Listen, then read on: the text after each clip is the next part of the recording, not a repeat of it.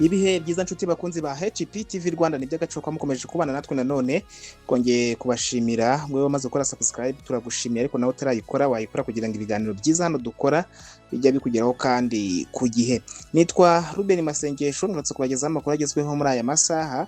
Ndaza kubabwira ko umugore yakubise ikofi umugabo we amukura iryinyo. Ibyo byabereye hehe uraza kubimenya.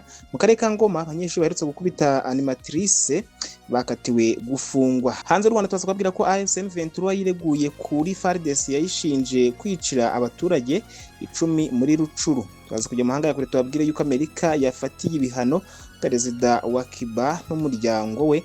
Izo nizo ngingo nkuru tugiye kubakira amakuru yacu kuri uyu mugoroba. Bahaye ikaze, reka tugaruke tuyarambura.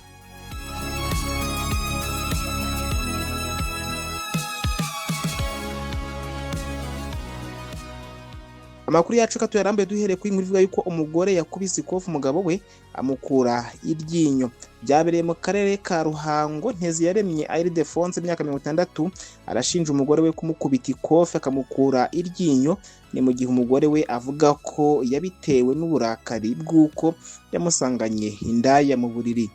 Ibi byabaye kuwa 2 Kamena 2026 bibera mu murenge wa Mbuye akagari ka Kizibere mu karere ka Ruhango. Nteziyaremye yabwiye Radio TV 1 ko umugore we bamaranye imyaka 19 yamusanze we aramuhondagura amukuramo iryinyo ndetse n'ijisho ririho igipfuko, akavuga yuko ngo yari arivanyemo.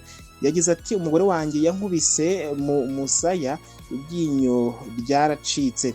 Mukamurera Chantal uvugwaho gukura iryinyo umugabo we avuga ko yamusanze asambana n'uwo yita indaya kubera umujinya babanza kurwana. Yagize ati nahise mubirindura ubwo mugwa hejuru mfata igiti cy'umushingiro cyari hafi aho nyivunamo kabiri kuko iyo mvushije amaraso ngomba kuyakuvusha nanjye ubwo ndamukubita nyine.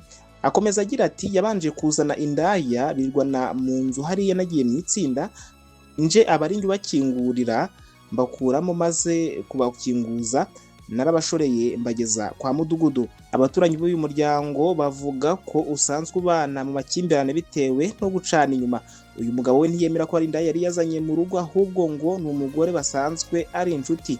Umunyamabanga nshingwabikorwa w'umurenge wa Mbuye mu karere ka Ruhango Muhire Floribert avuga ko agiye gukurikirana iki kibazo cy'uyu muryango hagamijwe ko babana mu mahoro. Gusa umugore we avuga ko atakongera kubana nawe kuko atari ubwa mbere amufashe amuca inyuma. Tukomereze mu karere ka Ngoma tubabwire ko abanyeshuri babiri baherutse gukubita animatrice bakatiwe gufungwa. Abanyeshuri babiri b'abakobwa bigaga mu ishuri rya EAV yitwe rereye mu karere ka Ngoma baherutse gutabwa muri yombi bazira gukubita ushinzwe imyitwarire yabo animatrice. Bakatiwe gufunga umwaka umwe urimo amezi 8 asubitse. Tariki ya 2 Kamena 2026 nibwo urukiko rw'ibanze rwa Ngoma rwasomye imyanzuro y'urubanza rw'abakobwa babiri aho bashinjwa gukubita umuyobozi ushinzwe imyitwarire ku ishuri ryabo bamuziza ko yabareze ku babyeyi babo kuko batitwara neza.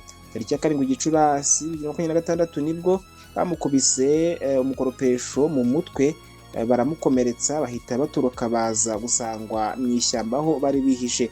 Urukiko rw'ibanze rwa Ngoma rwabahamije icyaha bakatira igifungo cy'umwaka umwe ariko kirimo amezi 8 asubitswe, bivuze ko bazafungwa amezi 4. Umuyobozi wa EAV Gitwe Nsanzimana Jean Claude yabwiye igihe ko urubanza rwabo rwasomwe tariki ya 2 Kamena 2026. Abanyeshuri babiri b'abakobwa bafite imyaka 20 y'amavuko bigaga ubuhinzi muri EAV Gitwe, ishuri riherereye mu murenge wa Rukara mu karere ka Ngoma. Ubwo abanyeshuri bakwitaga umuyobozi ushinzwe imyitwarire bisobanuye bavuga ko babitewe n'uburakari bw'uko yabareze ku babyeyi babo ko basigaye basimbuka ikigo bakajya hanze. Icyo gihe ababyeyi babo bahise babahamagara kuri telefone barabatonganya bituma abanyeshuri bahitamo kwihorera bagakubita uwo muyobozi.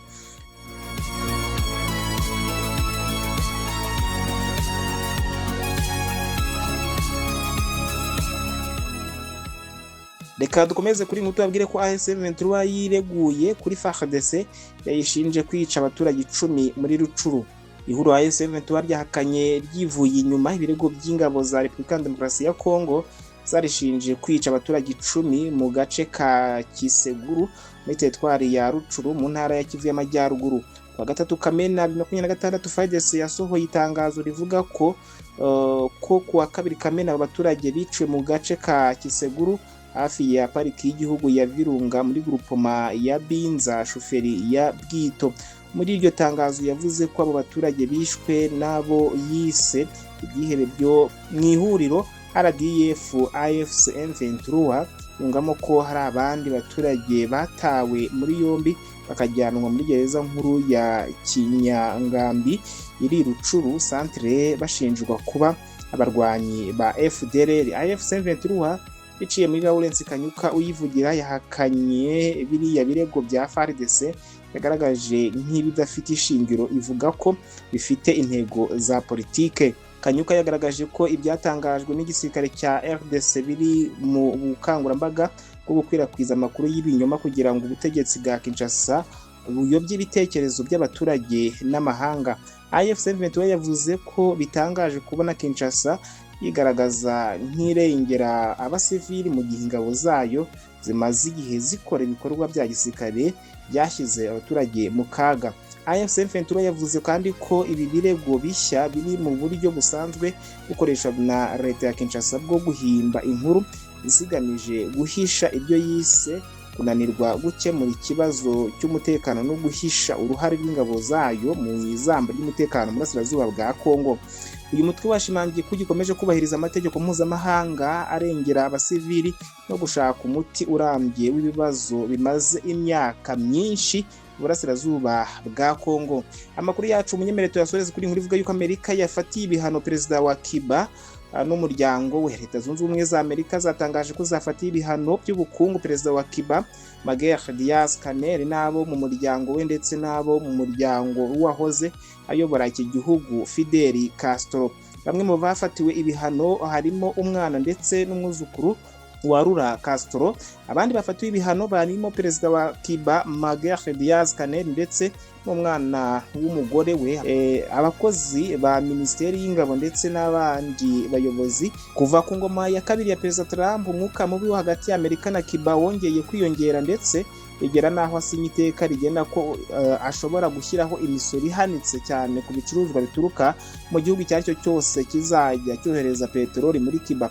Umubano wa Amerika na Cuba uri kurushaho kujya habi mu gihe n'ubundi Cuba imaze imyaka irenga 60 iri mu bihano by'ubucuruzi yafatiwe n'icyo gihugu. Mu by'Amerika ishinja Cuba harimo kuba yarakiriye ikigo kinini kirusha ibindi cy'igisirikare cy'Uburusiya gikora ubutasi hanze yabwo ndetse no guha uburenganzira udutsiko tw'abakora iterabwoba kuhakorera hamwe no gukwirakwiza ingengabitekerezo y'abakomuniste. Nshuti bakunzi ba HPTV Rwanda, ntabwo dusoje amakuru yaragezweho. Tubashimira kuba mwabanye natwe. Nge nitwa Ruben Masengesho, mukomeze kugira ibihe byiza.